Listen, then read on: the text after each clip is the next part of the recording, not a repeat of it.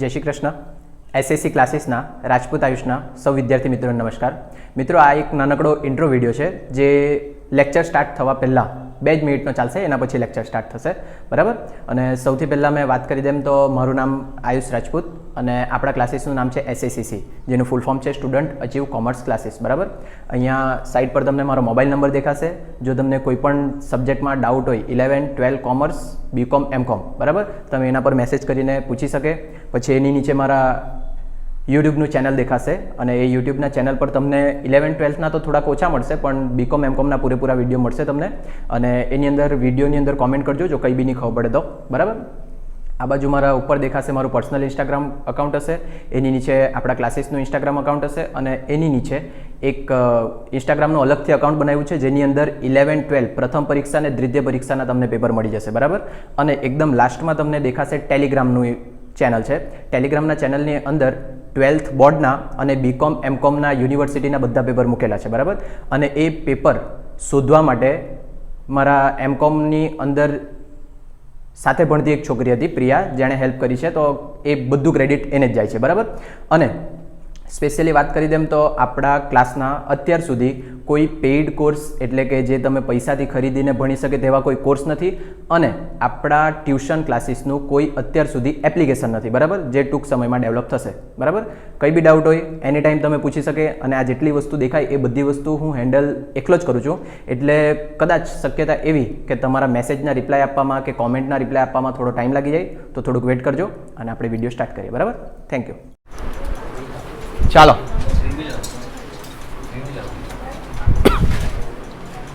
પતી ગયું કે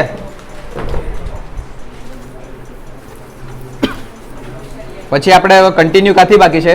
કાચું સર્વે પતેલું 36 થી બાકી ને?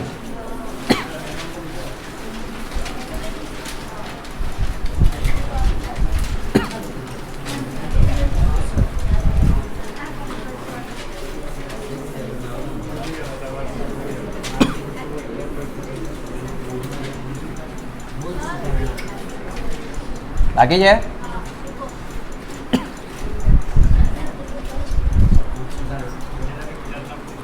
ચાલો, 36 ને પંકજના તારીખ 31/3/2024 રોજ પૂરા થતા વર્ષના વાર્ષિક હિસાબો તૈયાર કરતા પહેલા શોધવામાં આવેલ નીચેની ભૂલો સુધારવા ભૂલ સુધારણા નોંધ લખો. એટલે ભૂલ સુધારણા માટે આ દાખલો છે.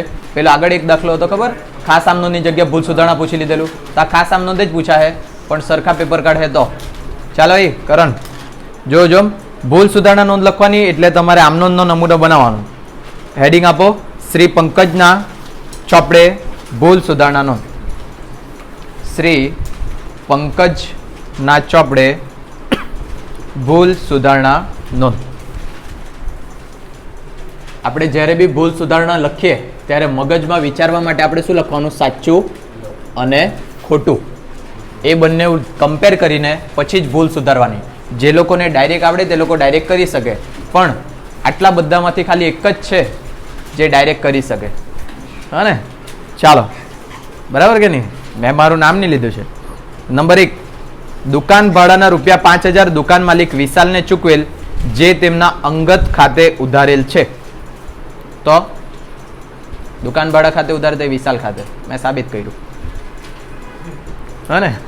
ચાલો, બટ પડજો. તમારે પહેલા સાચું લખવાનું, પછી ખોટું લખવાનું, પછી એને કમ્પેર કરવાનું. જો દુકાન ભાડાના 5000 દુકાન માલિક વિશાલને ચૂકવેલ, તો પહેલા આની સાચી આમનોંધ લખાવો. દુકાન ભાડું ચૂકવેલું છે વિશાલને, શું થાય આમનોંધ? રોકડ જાય તો જમા. ચાલો, એક વસ્તુ થયું.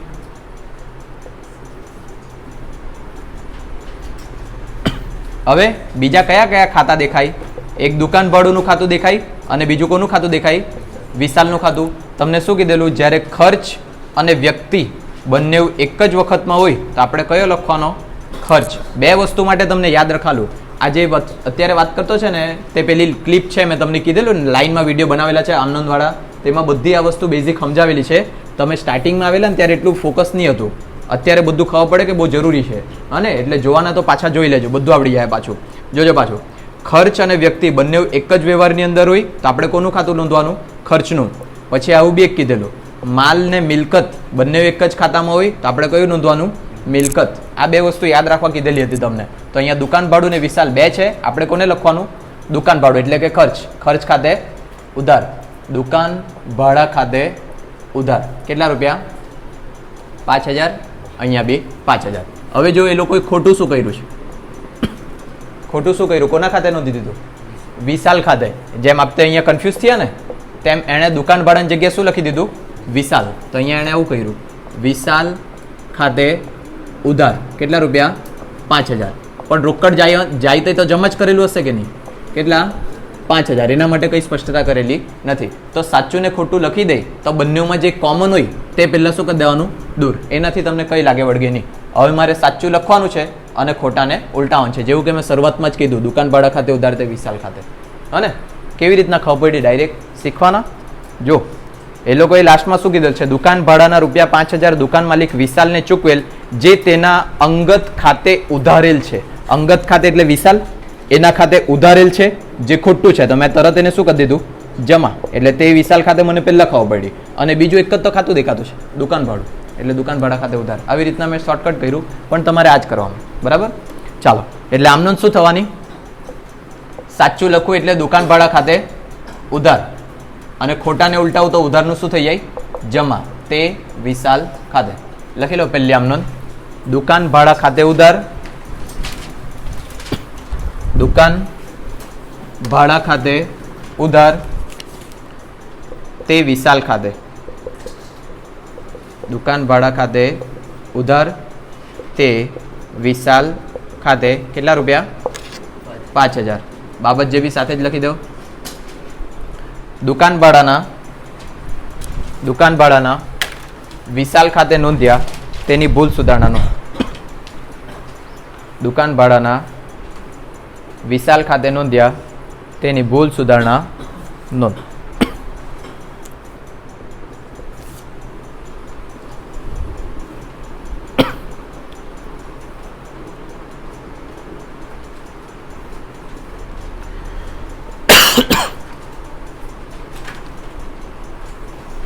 વધી આગળ. ચાલો, નંબર 2. સીતા પાસેથી મળેલ રૂપિયા 10000 ભૂલથી ગીતા ખાતે નોંધ્યા છે. પહેલા શોર્ટકટ જોવાના. તો જો આ બંનેમાંથી સાચી વ્યક્તિ કોણ? સીતા. સીતા પાસેથી મળે તો સીતા આપનાર. આપનાર ખાતે જમા, એટલે તે સીતા ખાતે. બીજું કયું ખાતું બચ્યું? ગીતા. ગીતા ખાતે ઉધાર. પણ શાંતિથી આપણે પેલી રીતના સમજીએ. કેટલા રૂપિયા? 10000. આ તમારું શોર્ટકટ છે, પણ એ શોર્ટકટ થોડુંક પ્રેક્ટિસ પછી આવે, એમ ડાયરેક્ટ નહીં આવડી જાય.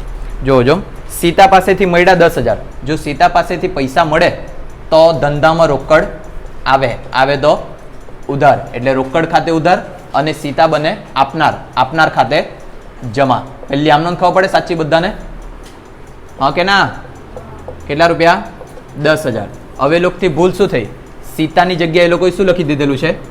ગીતા ખાતે. એનો અર્થ એવો કે રોકડ ખાતે તો ઉધાર જ કરેલું છે.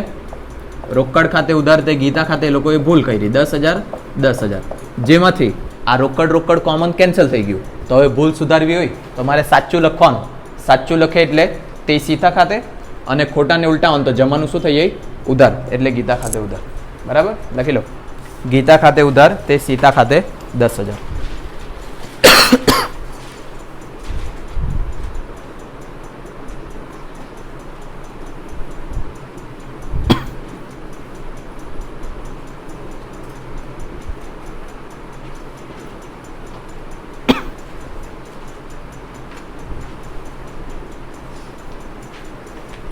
બાબત જે સીતા પાસેથી મળેલ ગીતા ખાતે નોંધ્યા. સીતા પાસેથી મળેલ ગીતા ખાતે નોંધ્યા તેની ભૂલ સુધારણા નોંધ. ગીતા ખાતે નોંધ્યા તેની ભૂલ સુધારણા નોંધ. ચાલો, નંબર 3. રૂપિયા 12000નો માલ રોહન પાસેથી ખરીદેલ, જે ભૂલથી વેચાણ નોંધમાં લખેલ છે. તો પહેલા સાચું લખાવો. જો 12000નો માલ રોહન પાસેથી ખરીદેલ. ખરીદ ખાતે ઉધાર તે રોકડ ખાતે. તે રોકડ ખાતે, તે રોહન ખાતે, કેમ કે રોહન બને આપનાર. આમનોંધ જ નથી આવડતી તમને, આમનોંધ વગર કઈ થાય નહીં. કેટલા રૂપિયા? 12,000. ચાલો પાછું જોઈ લો. પહેલા તો રોહન પાસેથી ખરીદેલું છે એટલે વ્યવહાર ઓળખો તમે. રોકડ કે ઉધાર? રોકડ કે ઉધાર? ઉધાર. ઉધાર હોય તો એક ખાતું કોનું? વ્યક્તિનું. અને વ્યક્તિ છે રોહન. રોહન પાસેથી ખરીદે તો રોહન બને આપનાર. આપનાર ખાતે જમા એટલે રોહન ખાતે જમા થયું. બીજું ખાતું એક જ દેખાતું છે ખરીદીનું. ખરીદી કરે તો ધંધામાં માલ આવે. આવે તો ઉધાર. આ કાયદા પ્રમાણે ઉધાર જમા થાય. બરાબર. પછી જો એ લોકોએ ભૂલ શું કરી? જે ભૂલથી વેચાણ નોંધમાં લખ્યું છે. વેચાણ નોંધમાં લખ્યું એટલે ખરીદીની જગ્યાએ એ લોકોએ વેચાણ તરીકે નોંધ કરી. વેચાણ ખાતે હંમેશા જમા એટલે તે વેચાણ ખાતે. અને ઉધાર માણસ કરેલું હશે એ લોકોએ રોહન ખાતે ઉધાર. કેટલા રૂપિયા? 12,000. ચાલો હવે આમાં તમે જોઈ તો કંઈ કોમન દેખાય નથી. આ આઈએમપી વ્યવહાર તમારો. ચાલો તો એને સુધારવા માટે સૌથી પહેલાં મેં સાચું લખું. પણ સાચું લખું એટલે તરત નહીં લખી કાઢવાનું. જો મેં ખરીદ ખાતે ઉધાર કરા તે રોહન ખાતે કરા. આ ખોટાને ઉલટાવો તો ઉધારમાં એક હજુ આવે ને. બરાબર. એટલે તેના માટે મેં જગ્યા રાખા. તો જો અહીંયા પહેલાં મેં કરું ખરીદ ખાતે ઉધાર. એક લીટી છોડા પછી તે રોહન ખાતે. આ મેં પહેલાં શું કર્યું? સાચું લખ્યું. સાચું લખું તો પૈસા કેટલા કેટલા? 12,000. હવે મેં ખોટાને ઉલટાવું. ખોટાને ઉલટાવું એટલે જે આ વેચાણ ખાતે જમા છે તે પહેલાં મારે શું કરવાનું? શું કરવાનું? વેચાણ ખાતે ઉધાર. કેટલા રૂપિયા? 12,000. પછી આ જે રોહન ખાતે ઉધાર છે તે મારે શું કરવાનું? જમા. પણ રોહન ખાતે પહેલેથી જમા છે જ તો પહેલાં 12,000 આ 12,000 બંને મળીને કેટલા લખવાના મારે? 24,000. લખી લો.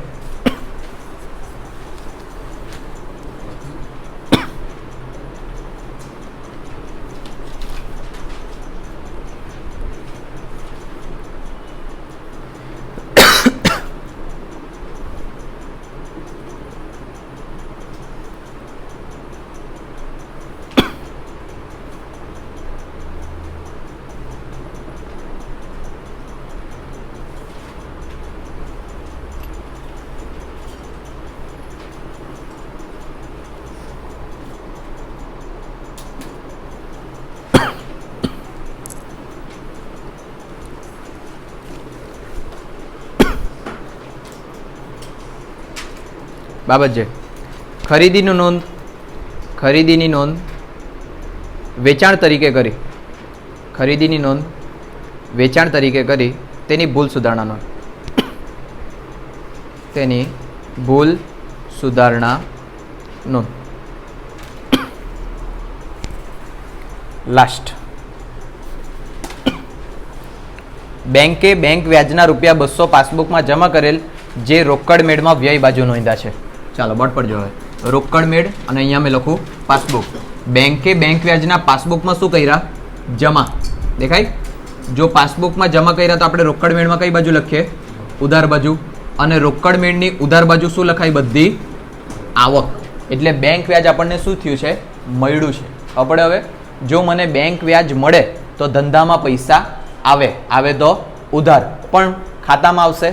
એટલે કોના ખાતે ઉધાર કરવાનું? બેંક ખાતે. રોકડની જગ્યા.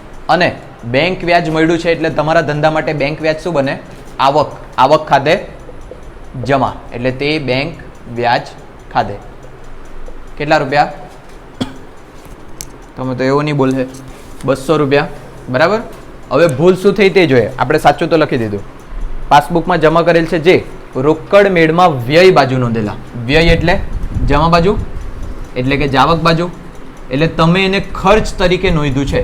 જો મેં એને ખર્ચ તરીકે નોંધું તો ધંધામાંથી પૈસા જાય. જાય તો જમા. પણ બેંકમાંથી જવાના એટલે તે બેંક ખાતે.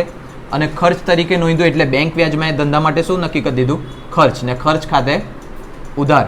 બેંક વ્યાજ ખાતે ઉધાર. કેટલા રૂપિયા કરી દીધા મેં? 200. આ બી તમારા માટે મોસ્ટ આઈએમપી. બરાબર. ચાલો પાછું જો.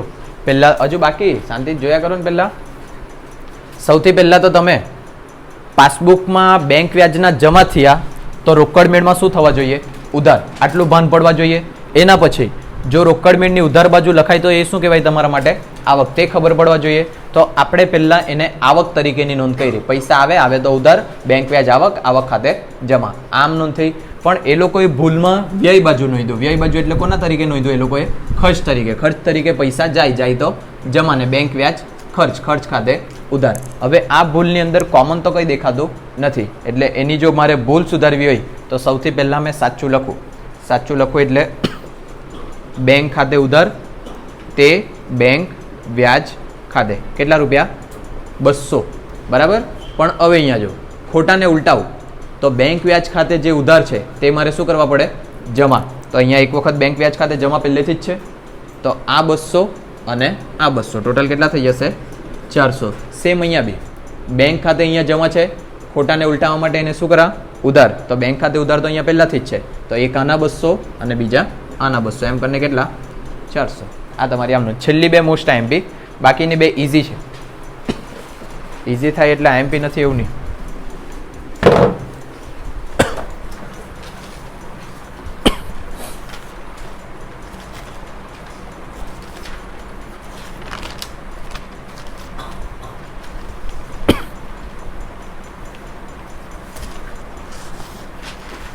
પેલા 11માનું ગ્રુપ બનાવ્યું છે, બધાને એડ કરી દેવાનું. આપણા ટ્યુશનમાં આવતા હોય નહીં આવતા હોય એનાથી કંઈ ફરક નહીં પડે. ગુજરાતની બહાર ન હોય તો બી કંઈ નહીં. હા ને, તને ક્યાં કરું એમ. ગુજરાતની બહારવાળા આ જ સિલેબસ ભણવાના ગુજરાતીમાં. હા હા એમ એને કે એને દર વખતે કહેવા પડે તે. થઈ ગયું ડિમ્પલ? અરે બેન લીટી તો લખવાની છે કે બાબત જે લખો.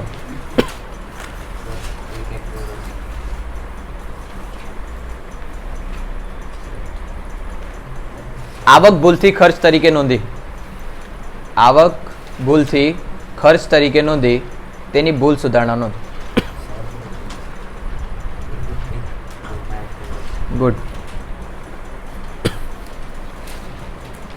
મેમ્બર વધારવા માટે આજુબાજુ મજૂરને બધાને એડ નહીં કર્યા કરતા.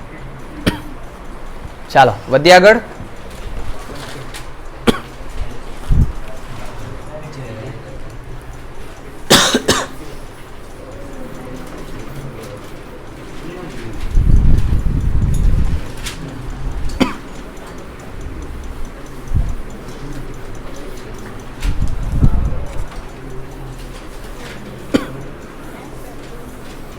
ચાલો નેક્સ્ટ જોજો. અમી વાળો દાખલો ને 37. અમીએ તારીખ 1/7/2016 રોજ અમીએ તારીખ 1/7/2016 રોજ રમીને 25,000નો માલ વેચ્યો. તારીખ 3/7/2016 રોજ અમીએ રમી પર 25,000ની 20 દિવસની મુદતની હુંડી લખી, જે રમીએ સ્વીકારીને પરત કરી. પાકતી તારીખે રમીએ હુંડીની રકમ ચૂકવી આપી. બંને પક્ષકારના ચોપડે જરૂરી આમનો લખો. એકદમ સાદે સિમ્પલ દાખલો, એકદમ ટાઈપ પહેલો જ દાખલો પૂછી મૂકેલો છે. હા ને, આપણે જે ટાઈપ ભણી ને હુંડીમાં તેમાં પહેલી ટાઈપનો પહેલો જ દાખલો એટલે સૌથી ઇઝી. ની નકરાઈ હુંડી, ની બેંકમાં વટાવી, ની વેચાણ શેરો કરી આપી. એકદમ સાદો સિમ્પલ દાખલો જે બધાને આવડી જાય તેવો. ચાલો, પણ એમાંથી મેં તમને કીધેલું કે બંને પક્ષકારો ઓળખવાના. એક વેચનાર હશે, એક ખરીદનાર હશે. તો વેચનાર વેપારી કોણ? અમી. મેં તમને એમ કીધેલું કે વેપારીનું નામ પહેલે જ લખવાનું આમનોંધમાં. તો શ્રી અમીના ચોપડે આમનોંધ. એ તમારા ધંધા માટે કોણ છે? વેપારી. અને બીજું કોણ? રમી. શ્રી રમીના ચોપડે આમનોંધ. આ રમી તમારા ધંધા માટે કોણ? ગ્રાહક. ચાલો બસ. શ્રી અમી અને શ્રી રમી. પહેલા તો તારીખ પ્રમાણે જો. અમીએ તારીખ 1/7/2016 રોજ રમીને 25,000નો માલ વેચ્યો. બોર્ડ પર જોઈ લો પહેલા, પછી લીટી ખબર પડે. 1/7/2016 આ તારીખે અમીએ રમીને વેચેલો છે. વેચાણ ખાતે હંમેશા જમા, એટલે તે વેચાણ ખાતે. અને રમી બને લેનાર, લેનાર ખાતે ઉધાર, એટલે રમી ખાતે ઉધાર. કેટલા રૂપિયા? 25,000. જો આ બેઝિક વસ્તુની આમનોંધ જ નહીં આવડવાની. તમે આખા પેપરમાં જો આમનોંધ જ તો લખ્યા કરી આપણે સ્ટાર્ટિંગથી એન્ડિંગ સુધી. હા ને, એટલે આમનોંધ જરૂરી જ છે, ધ્યાન રાખીને મોડે કરી લો. જો અહીંયા 1/7/16 અમીએ રમીને વેચ્યું. બીજી વસ્તુ, અમીના ચોપડામાં આમનોંધ લખતા છે તો એના ચોપડાની આમનોંધની અંદર અમીનું નામ કોઈ દિવસ આવશે નહીં, સામેવાળી વ્યક્તિનું જ નામ આવશે. જો આ વ્યક્તિએ વેચ્યું છે એનો અર્થ થાય કે સામેવાળીએ શું કર્યું હશે? ખરીદેલું હશે. તો એ જ તારીખ લખું 1/7/16. આણે ખરીદી કરી, ખરીદ ખાતે હંમેશા ઉધાર, અને તે સામેવાળી વ્યક્તિ કોણ? અમી ખાતે. કેટલા રૂપિયા? 25,000. બાબતજે ના નથી પાડી ને બાબતજેની. ઉધાર વેચાણ કર્યું તેના, અને અહીંયા બાબતજે ઉધાર ખરીદી કરી તેના. ચાલો એના પછી નેક્સ્ટ આગળ જો. તારીખ 3/7/2016 ના રોજ અમીએ રમી પર 25,000ની 20 દિવસના મુદતની હુંડી લખી, જે રમીએ સ્વીકારીને પરત કરી. કઈ તારીખ છે પહેલા એ જોઈ લો. 3/7/16 આ તારીખે આણે પેલા પર હુંડી લખી, પેલી સ્વીકારી અને પરત કરી. અમી માટે કઈ હુંડી? લેણી હુંડી. લેણી હુંડી ખાતે હંમેશા ઉધાર. તો અહીંયા મેં કરું લેણી હુંડી ખાતે ઉધાર, અને જમા સામેવાળી વ્યક્તિ એટલે કોણ? રમી. તે રમી ખાતે. હુંડી બી કેટલાની લખી છે એ લોકોએ? 25,000. અહીંયા બી લખીએ 25,000. બાબત જે રમીએ હુંડી સ્વીકારી પરત કરી તેના. ચાલો પછી અહીંયા જ લખીએ સેમ તારીખ 3/7/16. આ વ્યક્તિ માટે લેણી હુંડી, તો પેલી વ્યક્તિ માટે દેવી હુંડી. દેવી હુંડી ખાતે હંમેશા જમા. તે દેવી હુંડી ખાતે, અને ઉધાર થાય સામેવાળી વ્યક્તિ એટલે કોણ? અમી ખાતે ઉધાર. કેટલા રૂપિયા? 25,000. અહીંયા બી લખીએ 25,000. બાબત જે હુંડી સ્વીકારી પરત કરી તેના. ચાલો આગળ. પહેલા પાક્યા તારીખ, જો હુંડી લખ્યા તારીખ મળે ને એટલે તરત જ પાક્યા તારીખ ખોદી દેવાની. તો અહીંયા મેં લખું 3/7/16 હુંડી લખ્યા તારીખ. કેટલા દિવસની હુંડી લખી? કેટલા માસની હુંડી લખી? 20 દિવસ. દિવસ એટલે અહીંયા પ્લસ કરવા પડે મારે દિવસમાં, તો પ્લસ કરીએ 20 દિવસ. 20 દિવસ પ્લસ કરવાના એટલે તારીખ કઈ થઈ જશે? 23/7/16. આ જે તારીખ આવી તે કઈ તારીખ આવે? છૂટના દિવસ ઉમેર્યા પહેલાની તારીખ.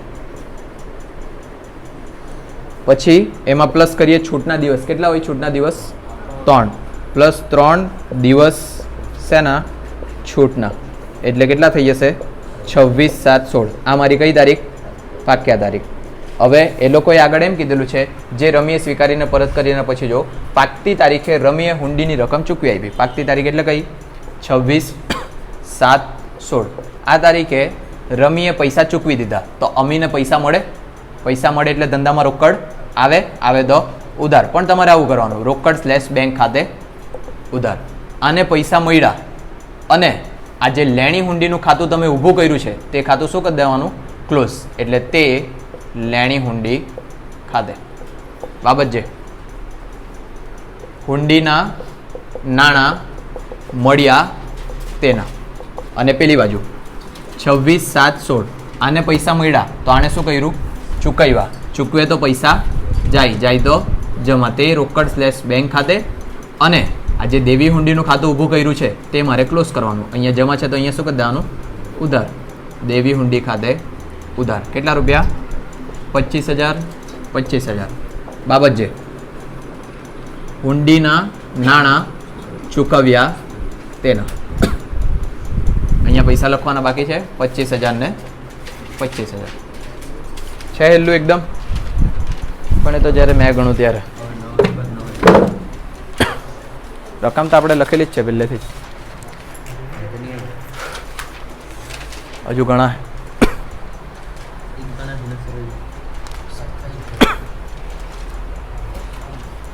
બોલતો બી નહીં કઈ. નોટ ભરાઈ ગઈ.